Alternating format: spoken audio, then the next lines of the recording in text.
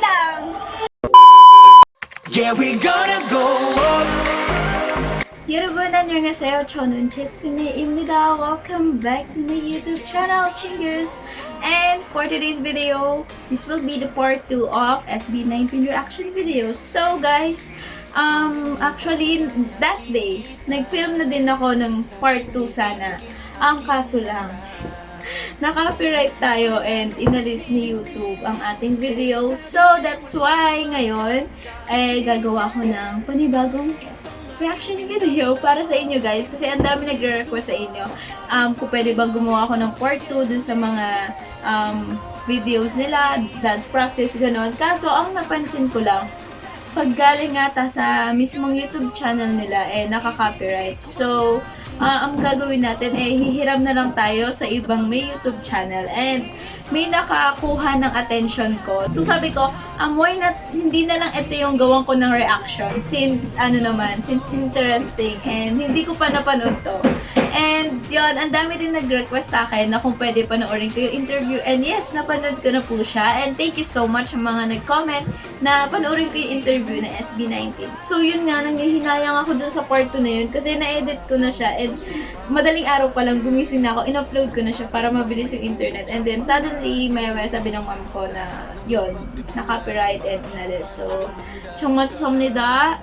So, let's start and let's get into the video. So, let's start and I'm so excited kasi itong video na to, sinayaw nila yung Boy With Love ng BTS and yung Idol. So, Kimchi City, hello! And ikaw yung nag-upload nito and pahiram po ako ng video. And yun, so as of now, meron siyang 800,000 views. Wow!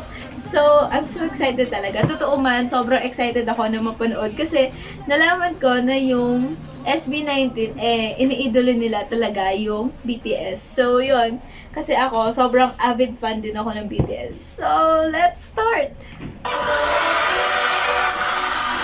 Wow!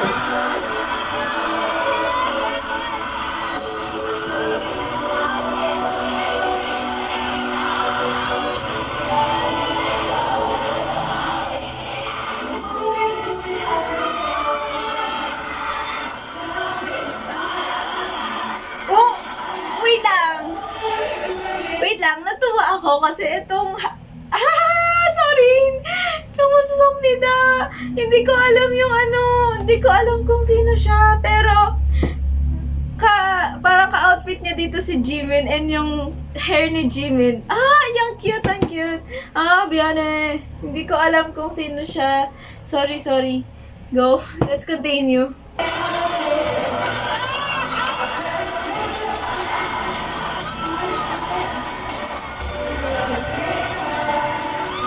So, ito yung part ni Teo. Sejul. Tama ba?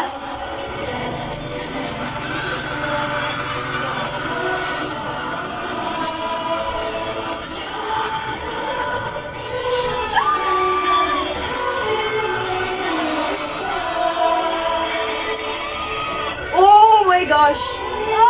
Okay. Wait lang. Ito yung favorite part ko sa Boy With Love. And sobrang nakuha nila. Ay, nakakatuwa. Okay, let's continue.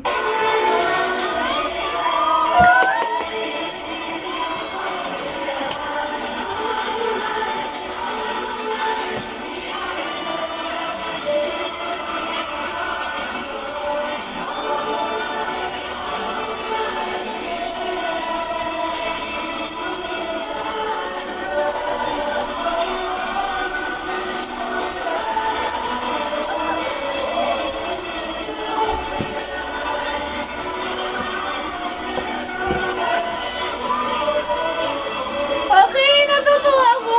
Oh my gosh. Nice one.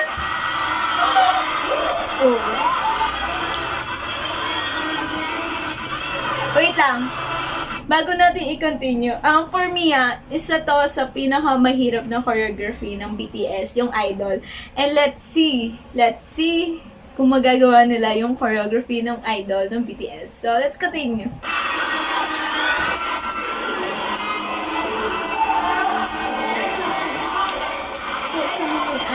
Hey!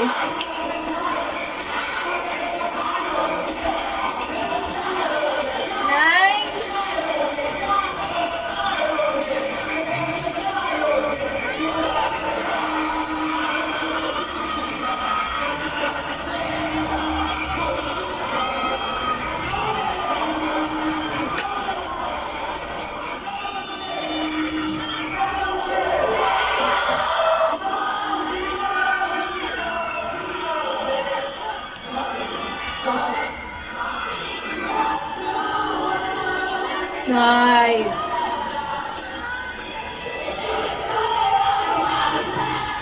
Hey! Bakit may tumayo? Nice! Hey!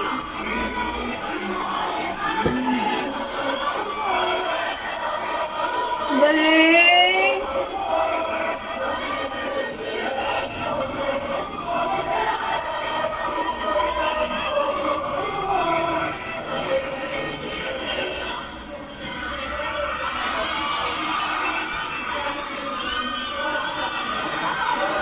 It's okay.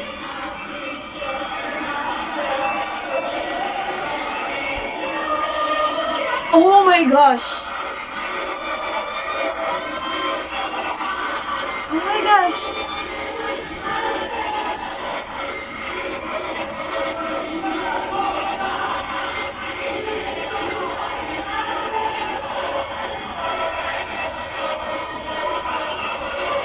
Whoops!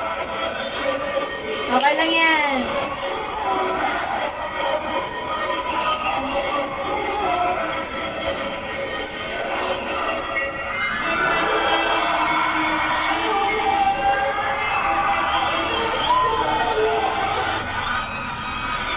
Oh. Eh. Siya din ba yung tumalon dun sa napanood ko? Okay, nice.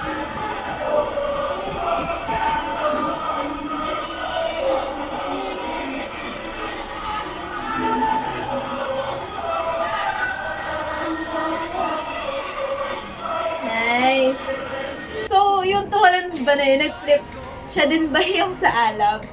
Yung wording. So, napansin ko lang, din sa Idol, to be honest, sobrang hirap ng choreography ng BTS. And which is, nakakatuwa kasi nagaya din nila yung choreography ng BTS. Pero medyo lang, syempre may pagod na dun. Kasama na yung pagod na yun. Totoo, nakakapagod yung pag nasa stage ka na and sasayaw ka na, lalo na kumakanta pa sila. May mga parts lang na medyo napapagod na sila. Pero okay lang yun kasi mabibuild up mo naman eh. Yung core mo, lalakas yan pag lagi ka naman nagpa-practice.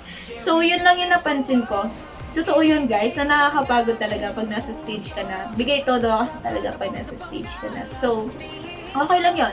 Okay lang mapagod. And yun, ma-workout mo naman yun as I was saying. Kasi lalakas na lalakas yung core mo pagka nag-practice ka palagi. And sobrang nag-enjoy ako kasi nakuha nila yung choreography. And nakakatuwa. Pati yung mga high notes mo yun. Nakuha nila yung high notes. And yun, ang galing. Actually, parang halos ka boses. Hindi ko alam parang medyo halos ko boses na dun sa mga high notes, gano'n, pati dun sa Boy in Love. Nakakatuwa. Totoo, nakakatuwa. Wait lang, di ako makaget over. Kasi ngayon ko lang napanood yung dance cover nila. And thank you doon sa nag-comment na meron silang dance cover ng mga, ng BTS. And alam niyo naman guys, if you are my subscriber and sobrang idol ko yung BTS. And natutuwa ako na nagaya nila yung BTS. Galing na SB19. Sana in the near future, magkaroon ng collaboration yung BTS and SB19. Di ba? Ang saya nun bilang ARMY and ang saya nun sa bilang 18. Tama ba? Tama na ba yung pronunciation ko? 18. Sana tama na yung pronunciation ko. So in the next video ko na lang tong may nakita pa kasi akong isang dance cover nila ng BTS, which is yung Anpanman. And punta ka na lang sa part 3 kasi kinakabahan ako, baka makapirate na naman. And nasa part 2 yung Anpanman. Kasi ilagay ko siya ng part 2, part 3 ko na lang. Kasi pag nakapirate to, damay-damay na lahat yung video. So, yun, please proceed ka ulit sa part 3. I'm so sorry kung pinaasa ko kayo doon sa part 2 agad. Kasi in-upload ko na talaga yun after that day. Pero yun, naka-copyright niya. So, proceed ka sa part 3 if nagustuhan mo itong video. And don't forget to like, subscribe on my YouTube channel. And click the notification bell down below. And I'll see you guys on my next one. Bye! Please proceed to part 3.